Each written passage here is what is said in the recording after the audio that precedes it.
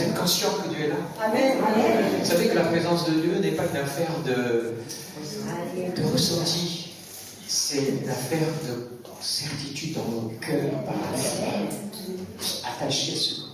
Vous pouvez parfois ressentir beaucoup de choses, et parfois passer par un désert de l'impression que vous sentiriez. Du coup, quand vous êtes attaché au ressenti, vous pouvez très souvent dire Amen, Dieu m'a laissé tomber parce que je ne ressens plus rien. Ce qui est un grand temps, Dieu n'abandonne personne. Amen. Merci. Alléluia. Gloire soit rendue à l'éternel. Gloire à Dieu. Ce matin, j'aimerais partager avec vous, j'ai envie de dire, Dieu emménage ou Dieu déménage. Ah bon? Oui, vous allez comprendre. On va commencer par lire un texte dans l'Évangile selon saint Matthieu, chapitre 4. Il est coupé en 2 morceaux, ce texte, parce que j'ai voulu rester très objectif sur ce que je veux partager aujourd'hui. Donc le verset 12 au verset 17, et ensuite le 23 et le 24. Alors je lis le texte pour que nous puissions avoir une vision générale de ce passage. Lorsqu'il eut appris que Jean avait été livré, Jésus se retira dans la Galilée, il quitta Nazareth et vint demeurer à Capharnaüm, situé près de la mer, aux confins de Zébulon, ou de Zabulon, selon eux, et de Naphtali, afin que s'accomplisse la parole du prophète Ésaïe. Terre de Zabulon et terre de Naphtali sont contrées voisines de la mer, au-delà du Jourdain, Galilée des païens. Le peuple, assis dans les ténèbres, a vu une grande lumière. Et sur ceux qui étaient assis dans le pays et dans l'ombre de la mort, une lumière s'est levée. Dès lors, Jésus commença à prêcher et dire « Repentez-vous, car le royaume des cieux est proche. » Amen. Maintenant, le verset 23-24. Jésus parcourait toute la Galilée. Il enseignait dans les synagogues et prêchait la bonne nouvelle du royaume et guérissait toute maladie et toute infirmité parmi le peuple. Sa renommée se répandit dans toute la Syrie. On lui amenait tous ceux qui souffraient de maladies et de douleurs diverses, des démoniaques, des lunatiques, des paralytiques, et il les guérit. Alléluia. Est-ce que tu peux dire un Alléluia? Alléluia. Dis, est-ce que tu peux toucher celui qui est à côté de toi et dire, tu as dit Alléluia, toi? Alors tu veux encore?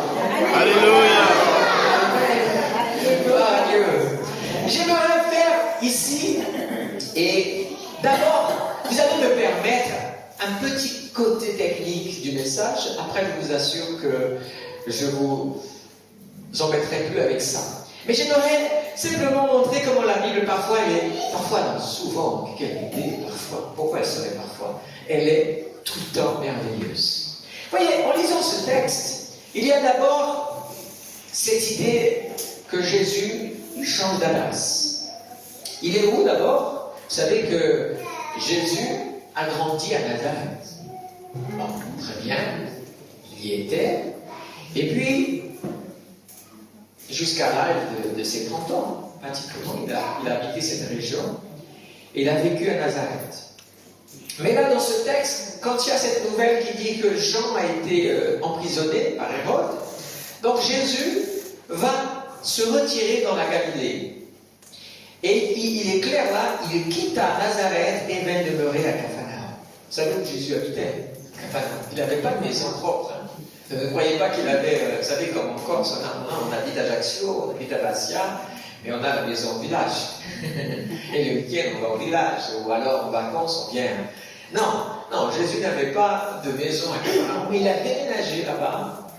Et il était très très souvent dans la maison de Pierre. C'était là-bas. Alors, j'aimerais garder cette idée avec vous, et c'est le côté technique que je vais partager avec vous à un moment, c'est que Jésus va emménager à Capharnaüm, région de Galilée, et on précise même que les deux tribus d'Israël qui ont hérité de cette région-là, et la plupart, c'est la tribu de Naphtali et de Zébulon ou Zabulon. Tout a un sens. Tout a un sens. Quand je prends mon côté un peu technique, je regarde un peu tout ce qu'il veut dire. D'abord, on va prendre Nazareth, où Jésus habitait. Voilà un mot, voilà un nom, qui n'est pas évident à donner une interprétation. C'est un des mots les plus difficiles parce que ça veut dire tellement de choses. En grec, Nazareth veut dire verdoyant, germe, rejeton. Déjà, ça va. Rejeton, de David, germe, lieu verdoyant. Ok, Nazareth n'était pas au bord de la mer, mais plutôt un peu plus à l'intérieur. C'était un côté verdoyant. Il quitte cet endroit où il a pratiquement resté longtemps. Alors permettez-moi cette symbologie où, tout à l'heure je vous la donnerai en entier, il va où? Il va en Galilée. Galilée, c'est un circuit. Le mot veut dire circuit, veut dire rond. Bon, ça ne veut pas dire grand-chose, mais dans un vieux hébreu, ce terme très ancien signifie rouler. Et là, ça me parle aussi parce que c'est toujours rond. Hein. Je vois que j'ai jamais vu quelqu'un rouler quelque chose de carré. C'est rond. Et donc, qu'est-ce qu'il est venu rouler en Galilée? Je vous laisse. Hein? Quelle est la région? La région de Naphtali et Zabulon. Cette région-là, il faut se rappeler qu'il y a une vingtaine de villages, de villes, qui avaient été donnés par Salomon au roi Hiram du Liban, parce qu'il avait œuvré et fourni le meilleur matériel, tout ce qui manquait pour le temple. Et donc c'est une région qui avait été donnée. Quand on regarde à cette époque, on voit bien que nous sommes ici dans la partie nord, vous savez, les 10 tribus. Et donc c'est une région qui est devenue, franchement, pas la région la plus religieuse, la plus fidèle, la plus droite, d'après les lois de l'Éternel. Ils avaient un peu mélangé, tous les rois du nord, pratiquement étaient des mauvais rois. Le Seigneur ils ont fait des bonnes choses, mais ils sont retombés dans leur péché, le péché de Jéroboam, leur premier roi. Et c'était une région, mais vraiment, de mélange. Et le Seigneur qui est là, c'est là qu'il vient. Franchement, il aurait pu quand même aller à Jérusalem, la ville du grand roi, la ville sainte. Mais quand il emménage, il va dans cette région. Alors je prends les deux fils de Jacob, Naphtali et Zébulon. Il faut savoir que Naphtali, c'est le deuxième fils de Rachel par Bila, sa servante. Donc c'est le deuxième. Mais c'est déjà le 6e enfant de Jacob. Parce qu'entre-temps, Léa et Zilpa avaient déjà donné des enfants. Et Naphtali veut dire lutter mon combat. C'est Rachel qui dit cela. Rachel dit, j'ai lutté, ça c'est dans Genèse 30, j'ai lutté auprès de Dieu contre ma sœur et j'ai vaincu. Elle lui donna le nom de Naphtali, parce qu'elle considère qu'elle était tellement malheureuse qu'elle a dû se battre. Vous savez que Rachel est arrivée, elle a dit comme ça à Jacob, donne-moi un enfant, sinon je meurs. Jacob, il a été choqué, il a dit, mais attends, je suis pas Dieu là.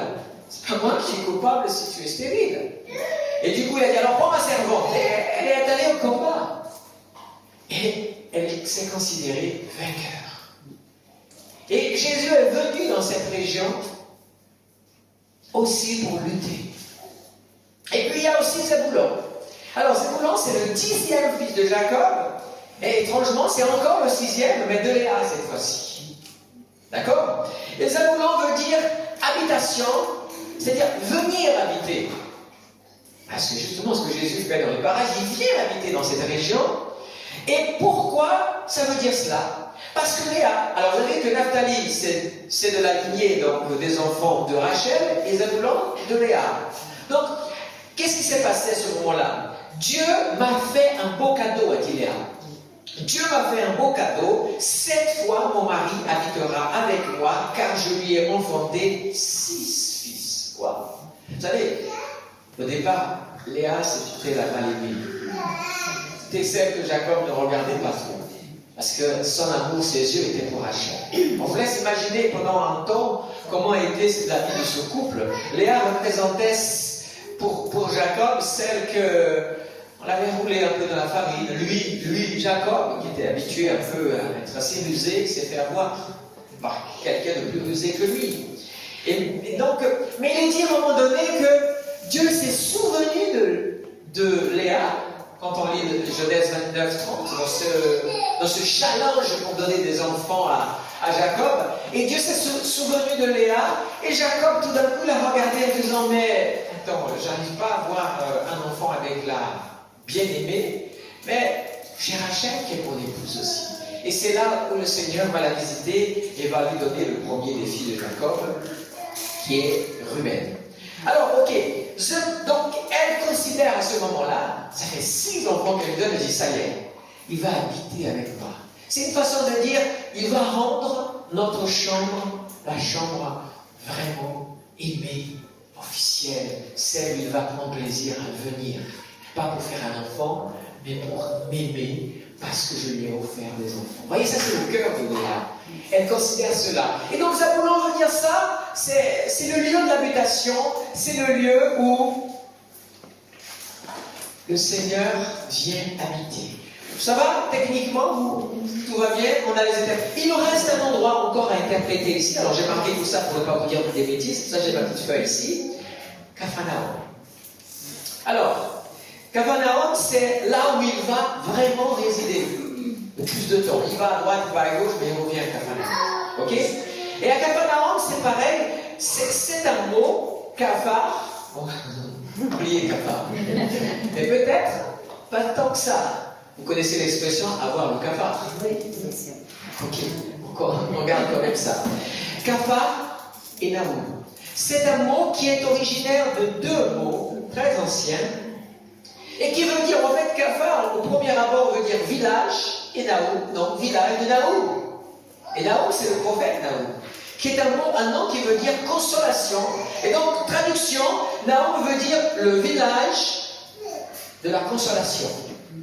Mais, en allant dans l'hébreu un peu plus profondément que la surface, on peut aussi comprendre que Capharnaüm veut dire l'habitation du consolateur, de celui qui vient consoler.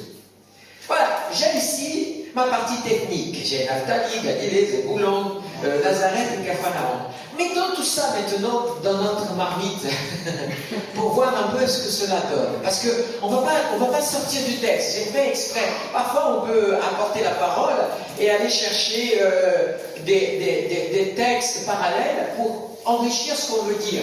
Ce n'est pas le cas aujourd'hui. On va rester dans le texte et dans son contexte. Comme ça, vous allez voir que l'interprétation qui est faite a un sens totalement littéral, mais aussi spirituel pour notre vie.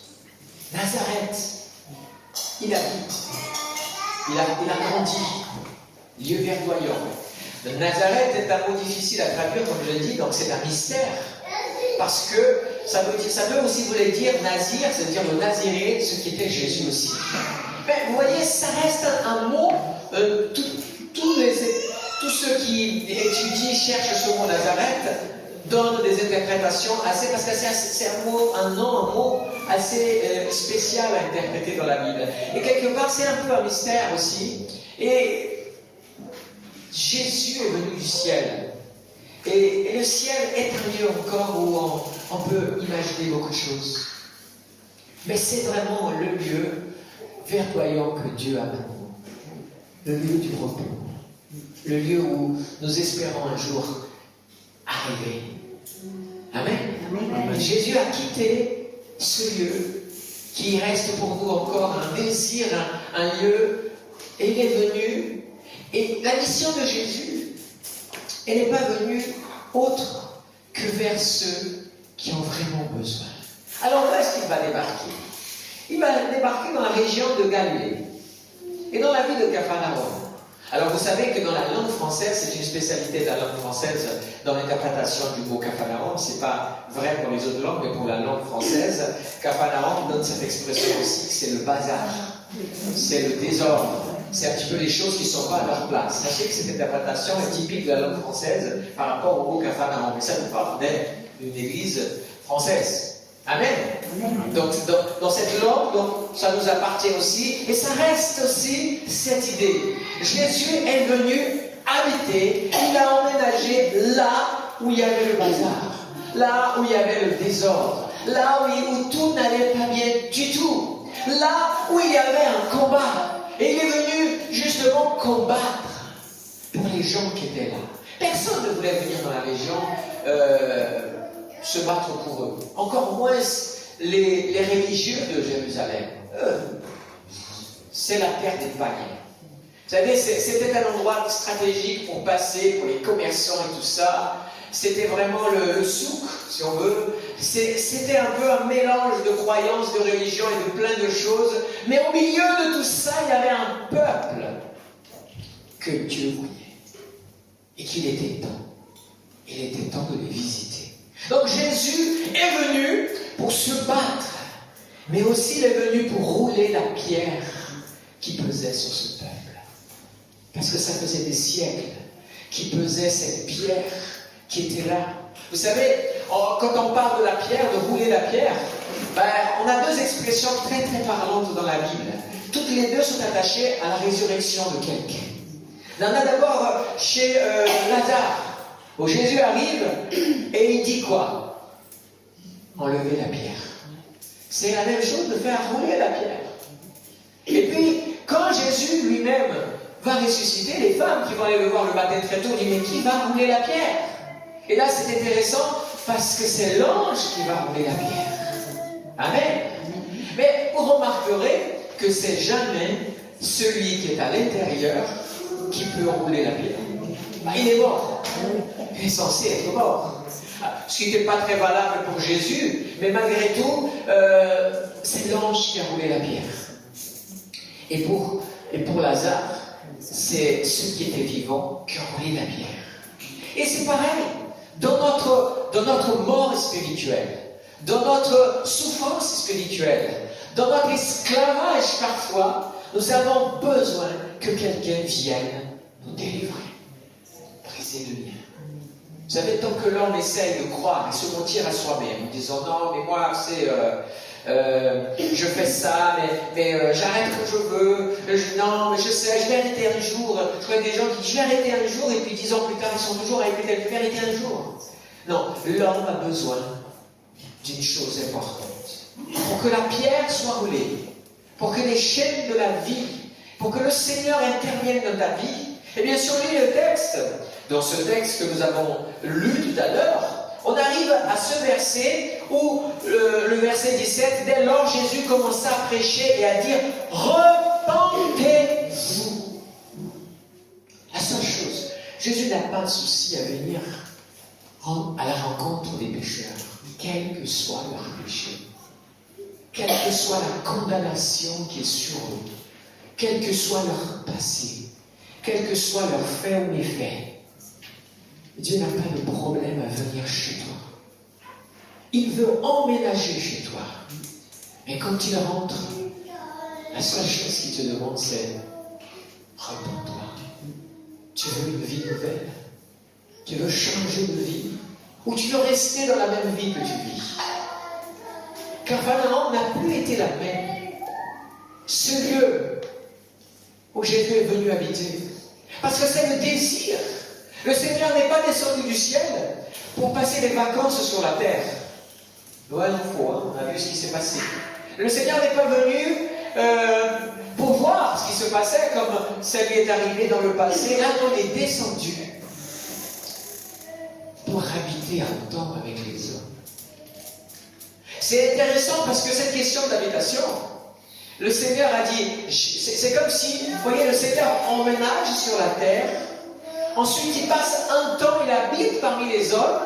Et à un moment donné, quand il dit « je vais partir », les disciples disent « ah non, ils sont tristes, il dit que votre cœur ne se trouble point. Je monte vers mon Père et je vais vous préparer une place, parce que j'ai envie que vous aussi vous emménagiez avec moi. » Amen. Ça, c'est l'espérance. Mais la première chose qu'il vient, c'est que c'est lui qui vient le premier. Beaucoup de choses parfois sont là. Très souvent, je rencontre des personnes qui veulent que Dieu intervienne dans leur vie, mais ils ne veulent rien faire. Ils veulent rester enfermés derrière le rideau de la pierre qui est dans leur vie. Alors si Dieu fait quelque chose, à ce moment-là, je vais croire.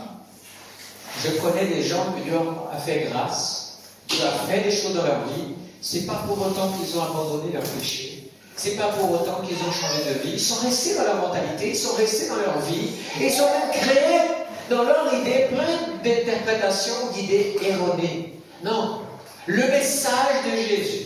Si vous lisez les évangiles, si vous lisez le livre des Actes, que ce soit Jésus, que ce soit Jean-Baptiste, que ce soit Pierre, que ce soit Jean, que ce soit l'apôtre Paul, rien que pour citer ceux-là, sans les plus citer, eh bien le message était toujours le même. Repentez-vous. Sans repentance, il ne peut y avoir de pardon. Parce que c'est à nous de nous repentir. Parce que le Seigneur a déjà fait le premier pas vers nous. Alors, des fois, on dit très souvent, fais le premier pas vers Dieu. Alors, comprends que c'est ton premier pas à toi. Parce que le véritable premier pas, c'est Dieu qui l'a fait. Il est descendu. Il est descendu dans un monde de ténèbres. Parce que si vous regardez encore dans ce texte, il est dit que la terre de Zébulon, la terre de Naphtali, et pourtant il est dit aussi, c'est Matthieu qui le dit, il est venu habiter dans cette région parce que c'était une terre, pas vraiment où on va passer les vacances. Il y avait des brigands par là-bas aussi. Des gens malades. Vous avez vu le nombre de personnes que Jésus a guéries dans cette région? J'ai l'impression qu'on est dans une région où la maladie régnait. Les esprits mauvais régnaient aussi. La confusion. Le Capharnaüm à la française, comme on dit, régnait dans cette région. Et le Seigneur choisit de venir. Et voici le constat que le prophète Ésaïe fait de cette région. Et ce constat suffit pour qu'on comprenne que le lieu n'était pas vraiment le lieu le meilleur sur terre pour y être. Il est dit, terre de Zabulon, terre de Naphtali, contrée voisine de la mer, au-delà de Jourdain, Galilée des païens. Vous savez, Galilée des païens, c'était très péjoratif dans la bouche des Juifs. C'était pas quelque chose de flatteur. C'était vraiment un appel pour la Galilée pour les païens. Excusez-moi, on va mettre une frontière. Il n'y a que la Judée qui reste encore fidèle. Parce que cette idée était dans les Juifs. Chez les Juifs, le règne du Nord était le règne des rois fidèles.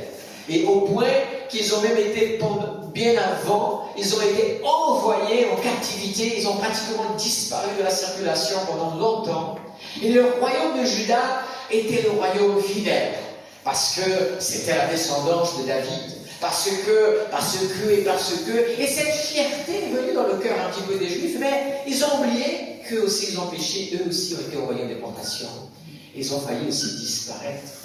Mais Dieu de grâce, de miséricorde, les a visités.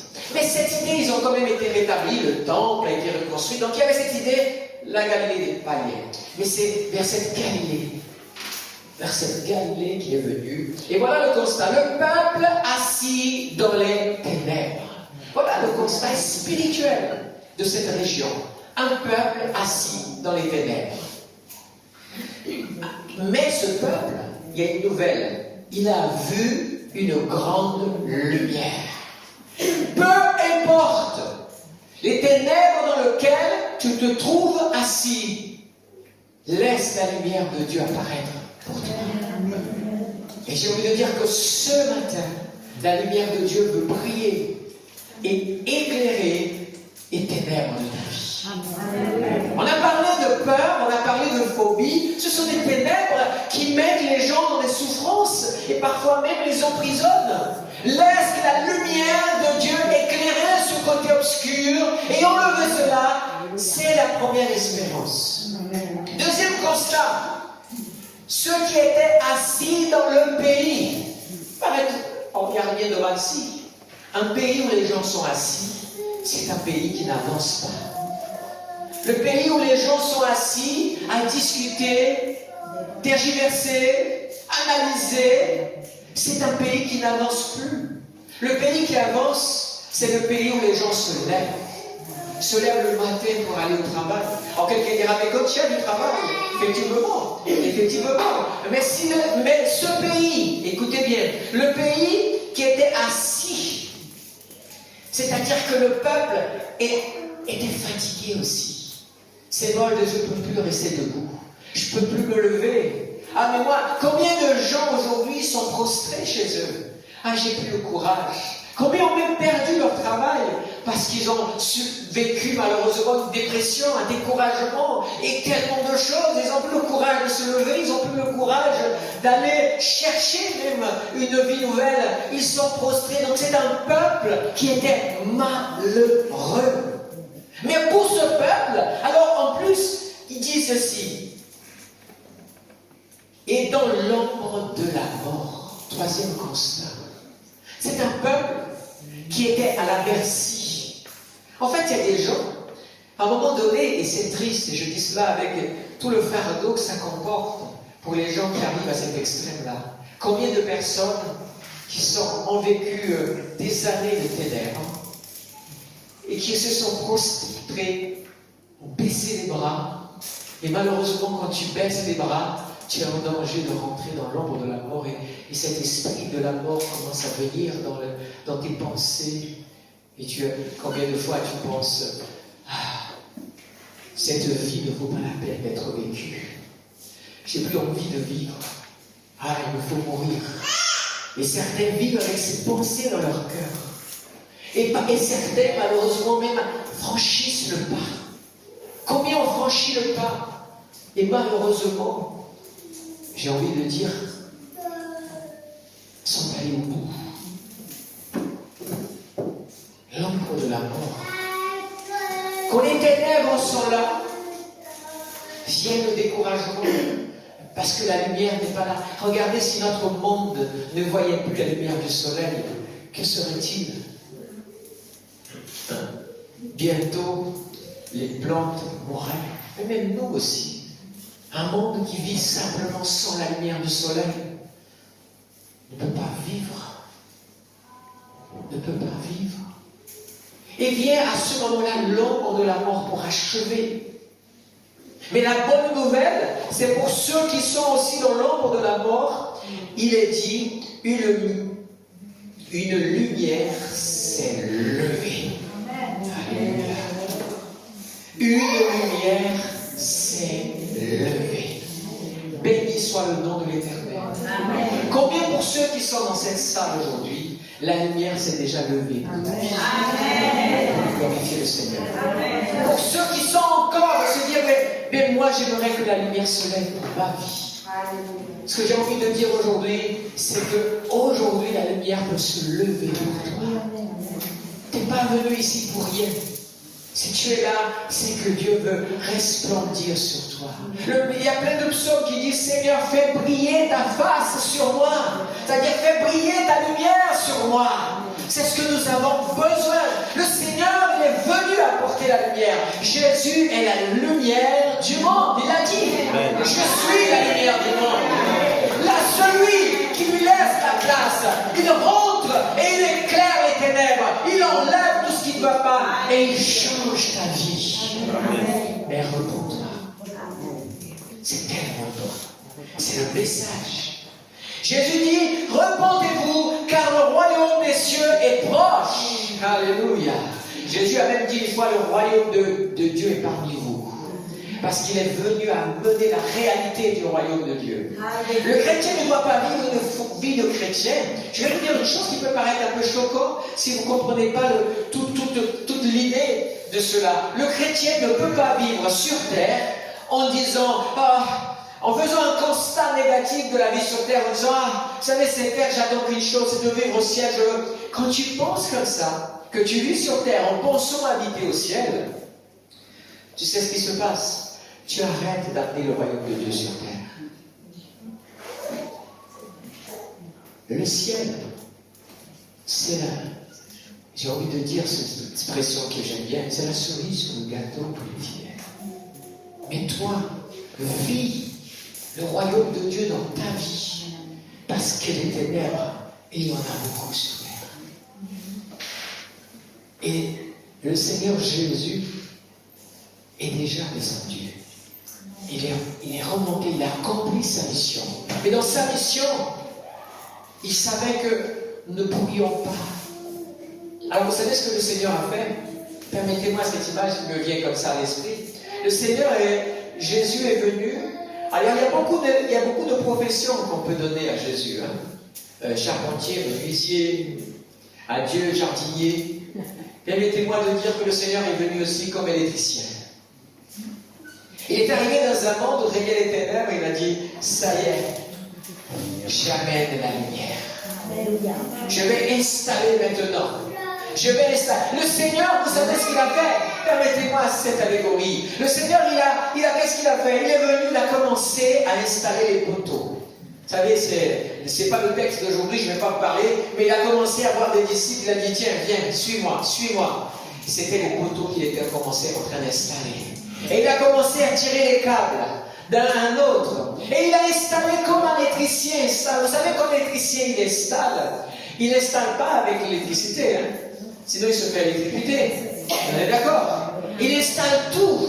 Nous, dans cette salle, vous voyez, on est bien éclairés, merci Seigneur. On a une entreprise qui est venue. Mais pendant tout le travail, je peux vous assurer que quand il tirait les câbles, il n'y avait pas le courant. Il y avait le courant parce qu'on l'avait, mais ils ont tout installé.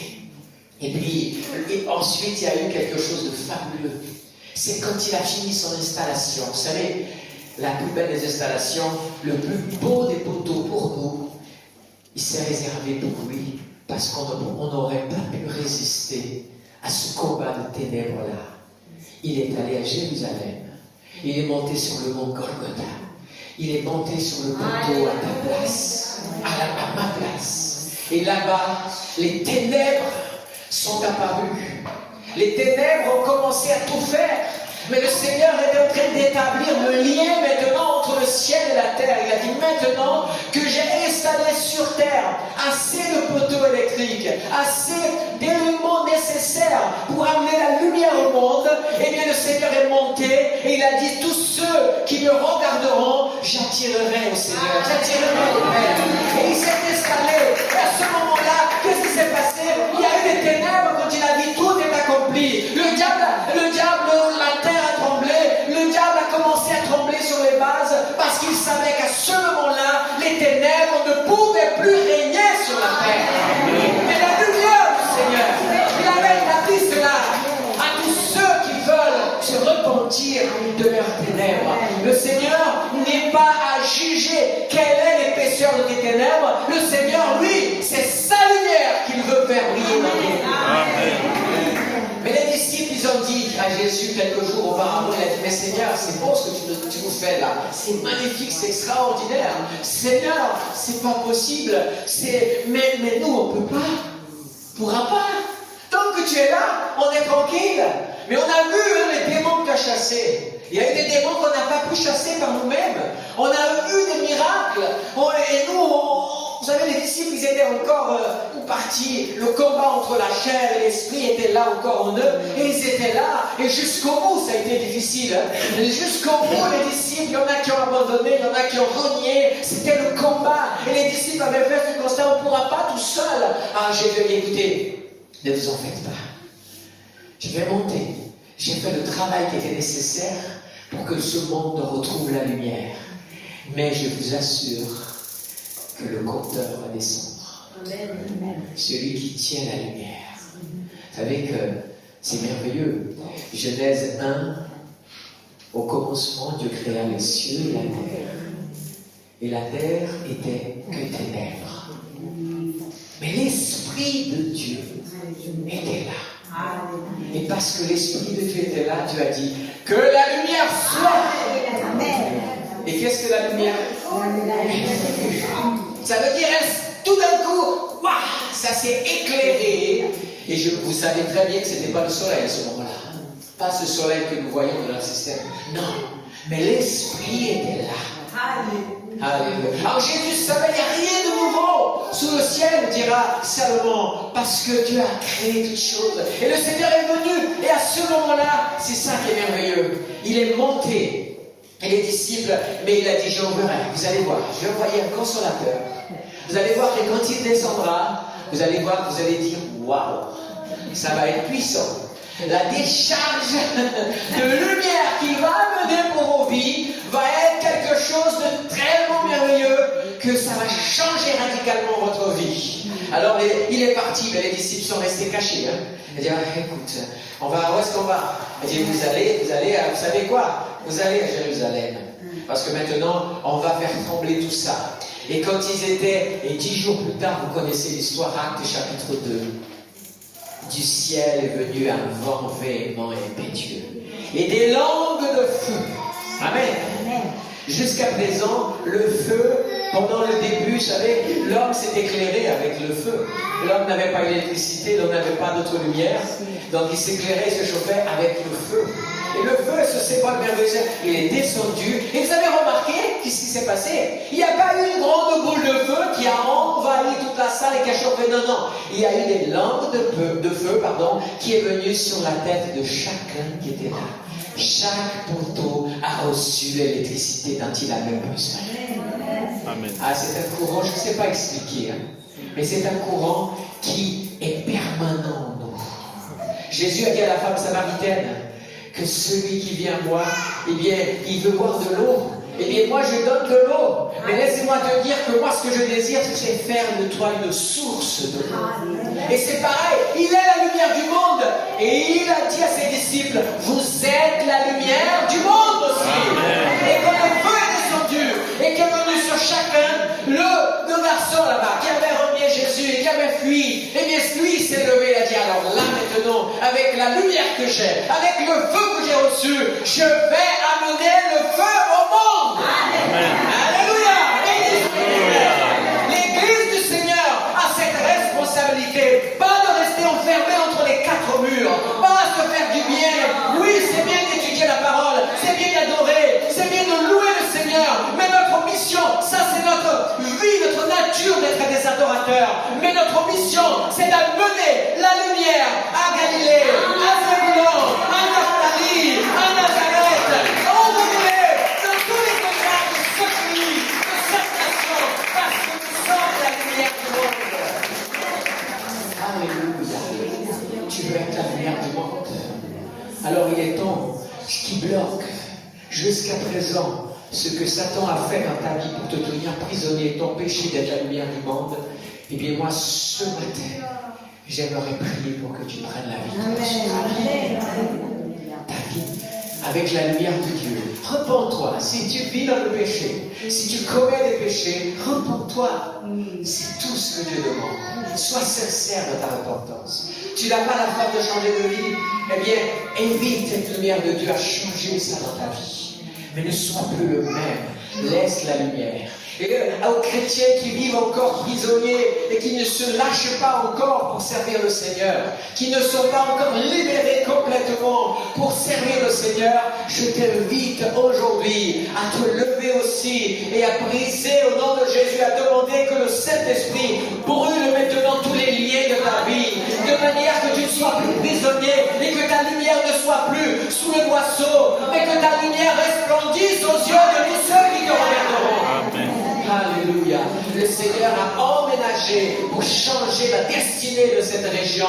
Le Seigneur veut emménager dans ton cœur. Si tu n'as pas encore donné ta vie au Seigneur, il veut emménager dans ton cœur. Invite-le, confesse-le comme ton sauveur, reçois-le comme ton Dieu, reçois-le comme ton sauveur. Ou demande pardon à tes péchés au Seigneur et reçois-le. Et le Saint-Esprit veut habiter dans ta vie. Amen. Que Dieu vous bénisse. Amen.